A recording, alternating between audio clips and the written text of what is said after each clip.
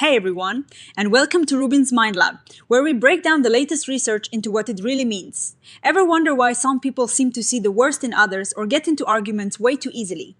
Well, this new study dives into something called hostile attribution bias and how we might be able to change it. Imagine this. You're walking down the street and someone bumps into you. Your automatic reaction. Your first thought is it that they didn't see you, or that they did it on purpose. Just to be a jerk.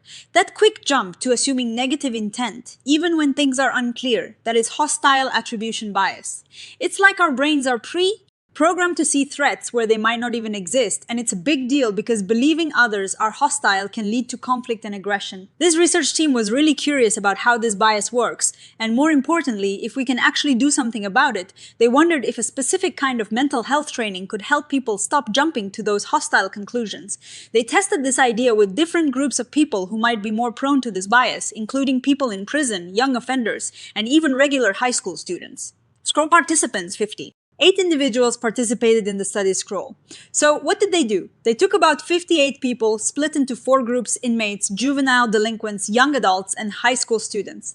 All of them went through a special 6-session program based on something called Mentalization-Based treatment, or MBT. Think of it as a program that helps people understand their own thoughts and feelings, and the thoughts and feelings of others, a bit better. Before and after this training, they used a bunch of different tests to see if anything changed. One cool way they tested this was by showing people pictures of faces that were a bit blurry, a mix of emotions. For example, a face that could be a little bit angry and a little bit scared at the same time.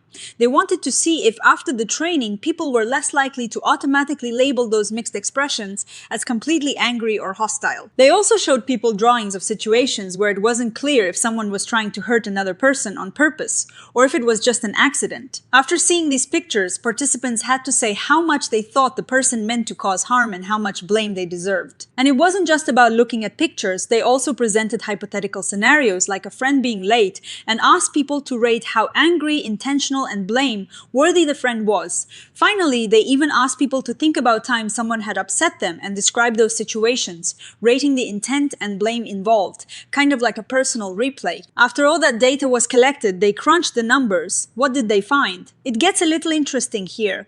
For those blurry faces, the ones that could look angry or scared, the training seemed to help juveniles and young adults see them as less hostile. That's good news. But here is where it gets a bit mixed. High school students surprisingly seemed to see more hostility after the training on those faces.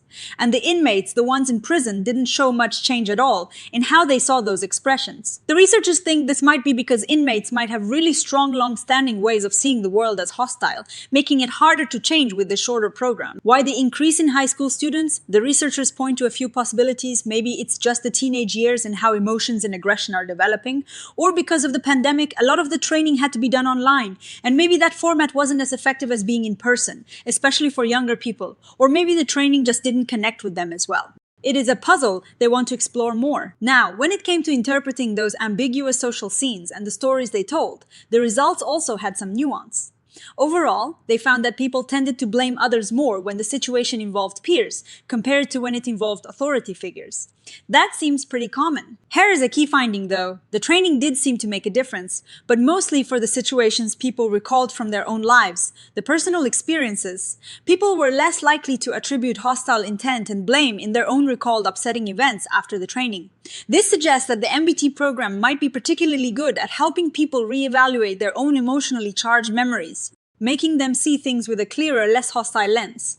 They didn't see as much change in the hypothetical scenarios, which might be a bit more detached. On a deeper level, when they looked at what people wrote in their own words, they saw some really interesting shifts. For example, in a scenario with an authority figure, people started blaming the authority figure less and started seeing more external reasons for what happened. And when they thought about friends not showing up, aggressive reactions decreased and more constructive none. Aggressive responses went up.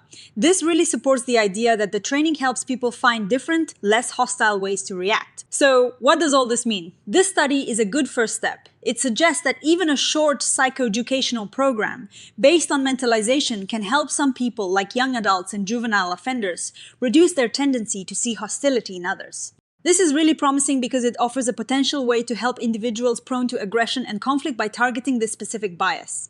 Scroll clinical implications. The study suggests that while inmates may require more intensive MBT programs, Fonagy et al. 2025 scroll. The researchers emphasize that for people with more ingrained issues like inmates, longer and more intensive programs might be needed. But for others, these shorter, easier to implement MBT modules could be a really valuable tool in schools or community programs. They could be a way to prevent problems before they start or help those who are already struggling to get along with others. Scroll limitations. Several methodological limitations should be acknowledged. Tense. Scroll now, like any study, this one has its limitations. The groups were relatively small, so it is hard to be absolutely sure about the findings. Also, because of the pandemic, some people did the training online and others in person, and that could have made a difference in how well it worked. Crucially, there wasn't a separate control group that didn't get the training. So we can't definitively say the changes were only because of the MBT program. Maybe people would have changed anyway over time or just by being in a group. Scroll conclusion, this preliminary multi-method investigation suggests that patterns of change following the MBT psychoeducational training differed across participant groups and may be associated with greater receptiveness to processing and integrating both hostile and non-hostile cues. Scroll, despite these limitations, this research provides an exciting glimpse into how we can reshape our thinking. It shows that by learning to understand mental states and perspectives better, we can start to see the world and the people in it with a little less suspicion and a lot more clarity. It's a step towards building healthier interactions and reducing conflict, one person at a time. What do you think about hostile attribution bias? Do you catch yourself jumping to conclusions sometimes? Let me know in the comments below. And if you found this fascinating, be sure to like this video, subscribe to RUBIN'S Mind Lab for more science breakdowns, and hit that notification bell so you don't miss our next dive into the human mind. See you next time.